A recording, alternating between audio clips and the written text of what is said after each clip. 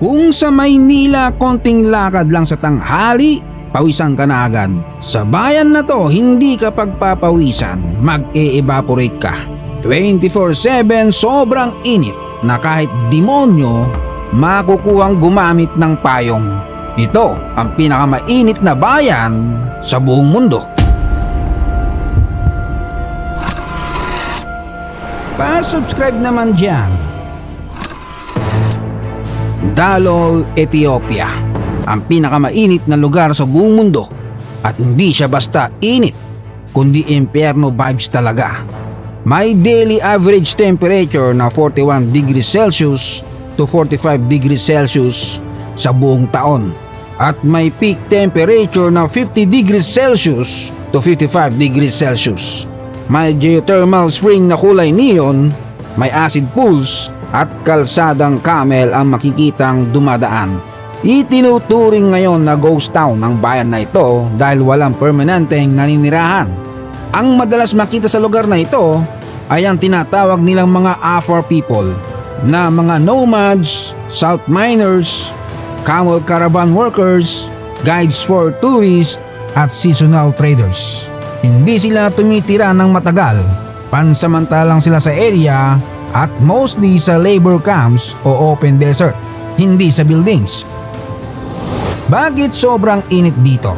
Unang dahilan ay nasa loob sila ng Danakil Depression, isa sa pinakamababang punto sa mundo. Pangalawa, may aktibong bulkang malapit. May geothermal vents na naglalabas ng toxic system. Walang masyadong hangin, walang natural shade, at ang impluwensya ng Sahara Desert.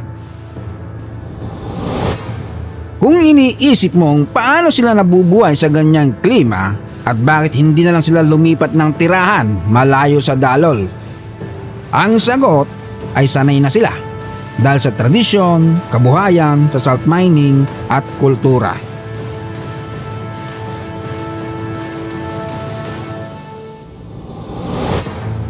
Sinasabi nila na may hawag sa planetang Mars ang lugar na ito. Kulay neon, orange, green, yellow, asido, kalawang at kung ano pang hindi dapat nilalanguyan. May mga natural pool sila na parang swimming pool.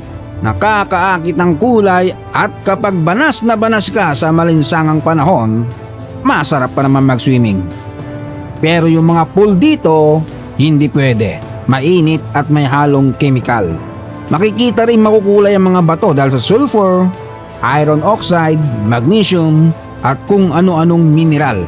Nakakamanghaman ng ganda, yun nga lang mahirap huminga kung di ka sanay dahil sa toxic gas. Siyempre, sasabihin ng iba, hindi ba Death Valley ang hottest? Technically, ang pinakamataas na na-record na temperature sa history ay sa Death Valley, California nga, na umabot ng 56.7 degrees Celsius noong 1913. Pero ang problema, hindi consistent. Dahil may days ding malamig. Kung sa Pilipinas may average tayong 27 degrees Celsius sa buong taon, sa Dalol, araw-araw 41 to 45 degrees Celsius average buong taon.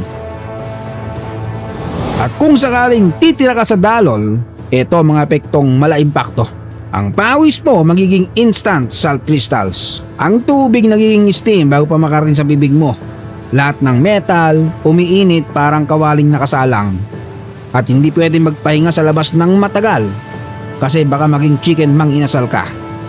At ang malala, walang aircon, walang electric fan, walang kahit anong cooling system dahil wala naman ding kuryente.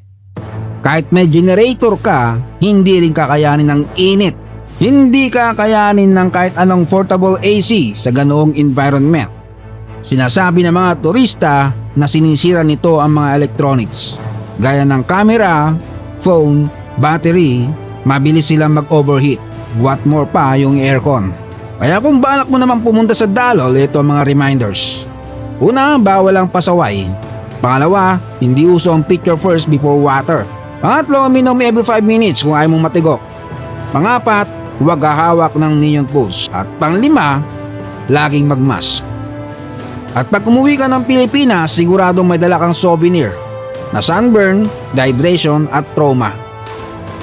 Dahil sa lugar na to, Kahit anong kulay ng balat mo, isang linggo lang, magiging well done ka. Like, share, and subscribe mga bossing. Hanggang sa muli.